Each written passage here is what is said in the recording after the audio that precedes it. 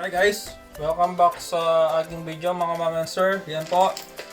At ngayon, bumili ako ng dim sum sa Chinese shop. So lulutuin natin. Ready ko na yung mga kailangan. Ito papakita ko. Dali.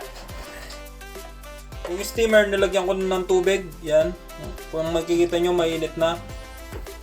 Tubig na mainit yung nilagay ko. Tapos yan. Tsaka yan. So, lutuin na natin.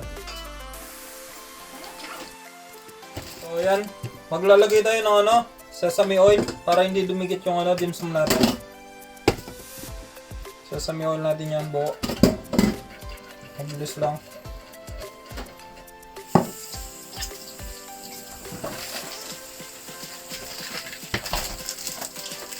Ayan, sesame oil.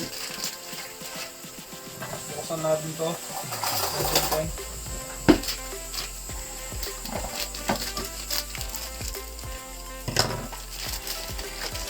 Ayan yung mga dim sum. Frozen siya. So, pag-iwalay-walayin natin.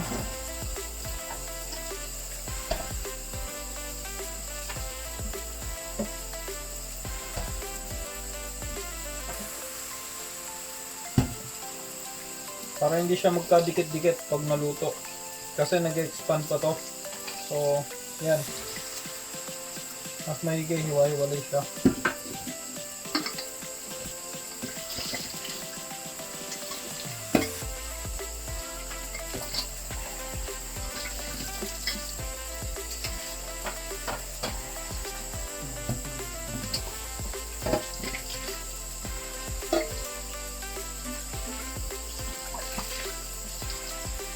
Yan. Balik pa tayo. Isang layer pa.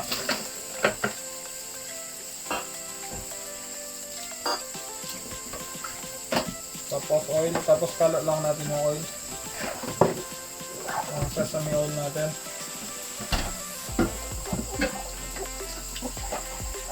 Bigay pa tayo ng dim sum.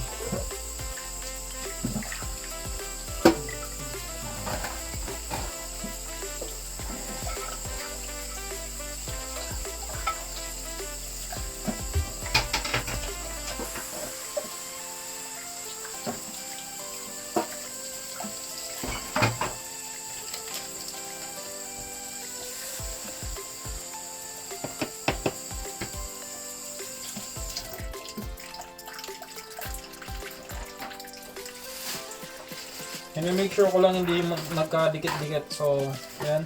Pwede pang isa.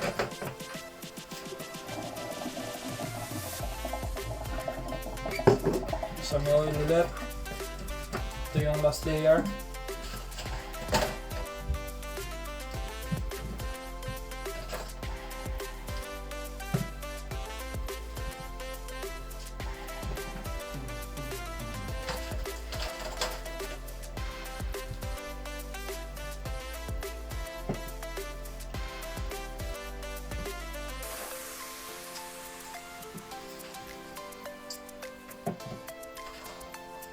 Yan.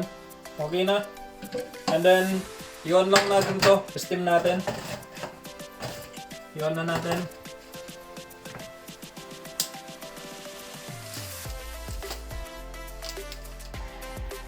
So, yan, naka-on na yung steam.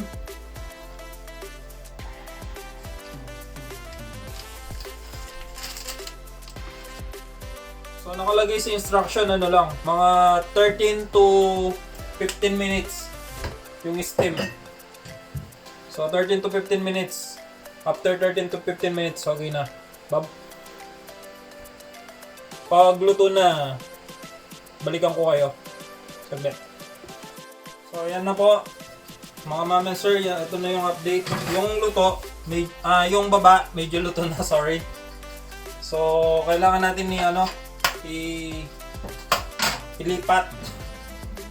Yung naman, yung sa taas, yung lagyan natin sa baba para pantay yung pagkaluto. Balik rin natin, yan. Yung baba.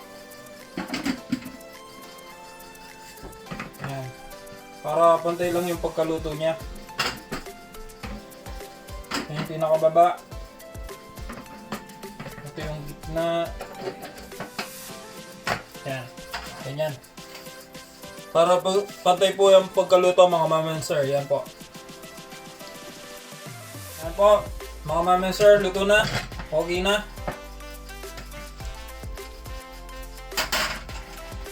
Ito na po yung ating dim sum or siomai.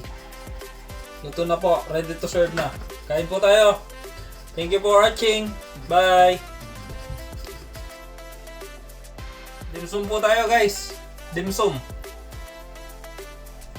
Siomai, kain tayo. Tara.